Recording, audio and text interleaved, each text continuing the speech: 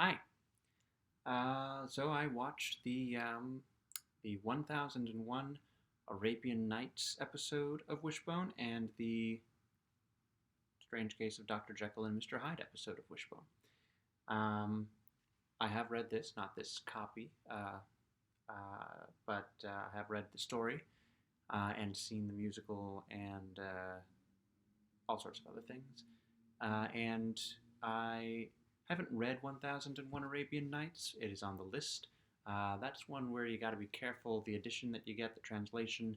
Um, I, I've seen various adaptations of the stories in there, but then when the Will Smith Aladdin came out, I kept reading that the story of Aladdin was actually stuck in the translation by someone who it wasn't part of the original 1001 tales, and somebody put it in there, and so there's probably an academic copy somewhere um, that is very careful about what it includes and gives context. But um, I'll get around to that. But I saw a play in college that featured several of the stories, um, and um, and of course I've seen Aladdin, but that's the one that we don't know the veracity of.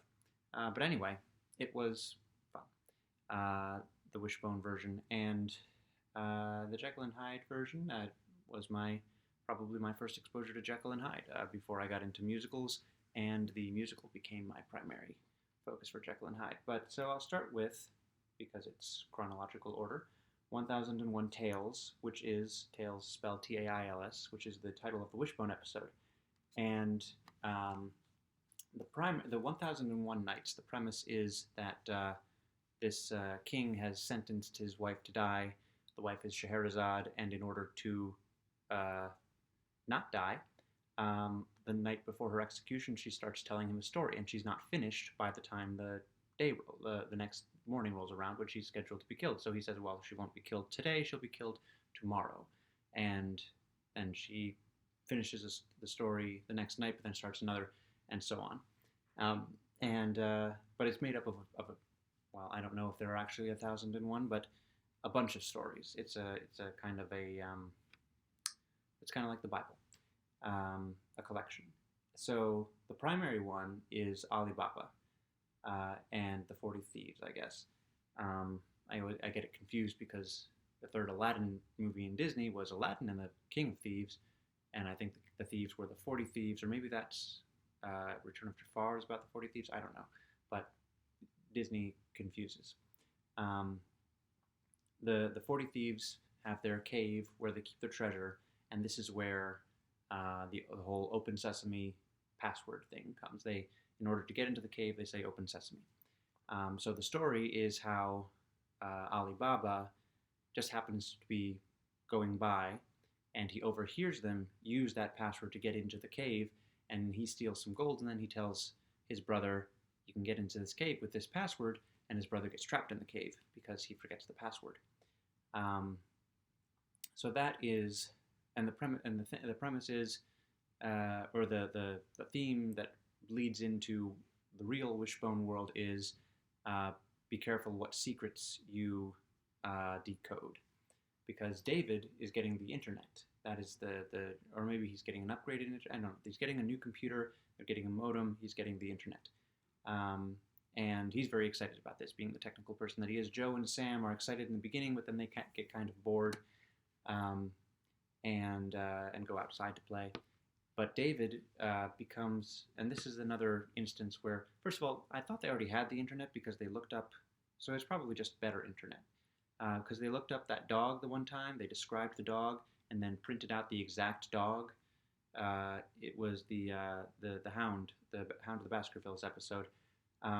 This is another episode where the technology, I think, is doing things that technology at the time couldn't really do, but it was such an exciting technology that they just assumed that making it do what it couldn't do was plausible and also just exciting to think about.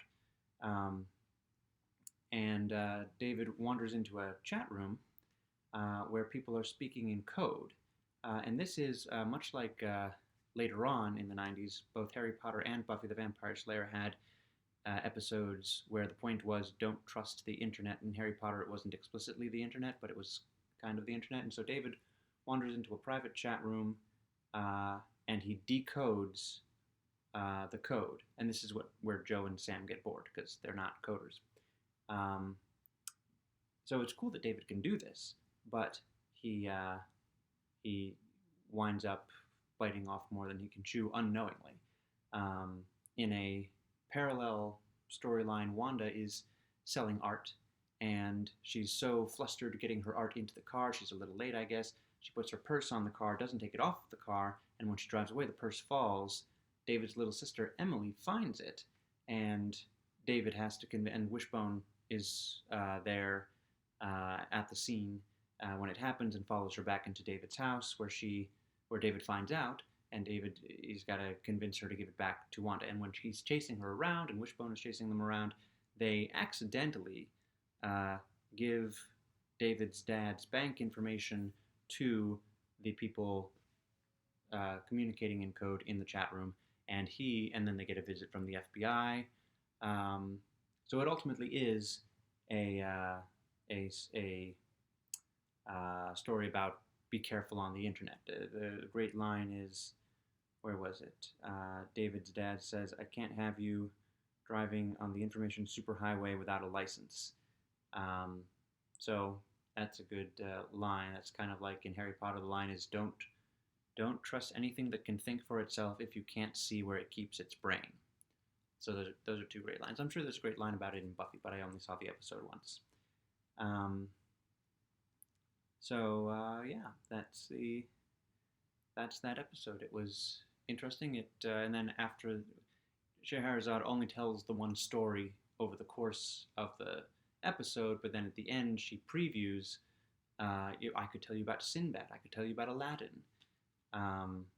And Wishbone is Alibaba in the Alibaba story, and then he's Sinbad and Aladdin. So it's all Wishbone.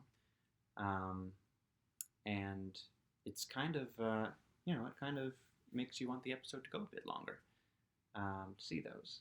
But, so it made me, as with others like Silas Marner is the example I'll keep going back to, and other Wishbone episodes that I've been watching that are the few where I haven't read the source material. It got me more interested than I previously was, and I was pretty interested in reading 1001 Arabian Nights. It's just it's one that I'm reluctant. Similarly, same thing with Les Morts d'Arthur. I have an edition of it, but I'm just not sure that it's as accurate a translation or as good, or at least as established and well-regarded a translation as I would want, because I want to go into these things assuming I'm only going to read them once, and then if I really love them, I'll read them again someday. But if I'm only going to read it once, I want to read the best version. So I'll be looking into that. Jekyll and Hyde is, of course, more familiar to me, and so I've got more interesting things to say about it. And I reread, as I always do, the blog post that I wrote about it, and I was worried that it wasn't going to be a good blog post because I didn't love the novella, but it was actually interesting to read. So I'm actually good at that. My first thought, looking at this, and it was a ridiculous thing to think in context and in retrospect, but I thought, it's strange that Wishbone's not playing Dr. Jekyll / Mr. Hyde in this adaptation, and I quickly got over that thought because, for one thing, and this is where rereading the blog post, I write the blog posts so that I will remember what I thought of the novel and then can talk about it as though I had more recently read it.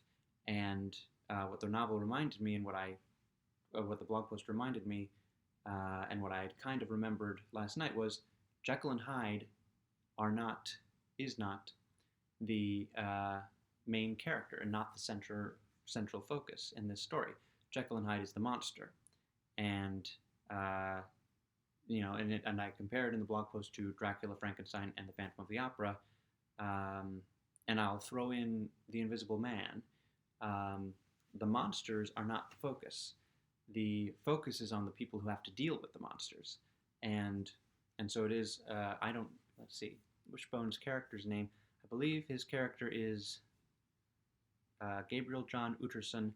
He is the lawyer of Dr. Jekyll. So the story is Dr. Jekyll's lawyer untangling the, the strange case of Dr. Jekyll and Mr. Hyde. Who is this Hyde? Where did he come from? Why is Dr. Jekyll so tied to him?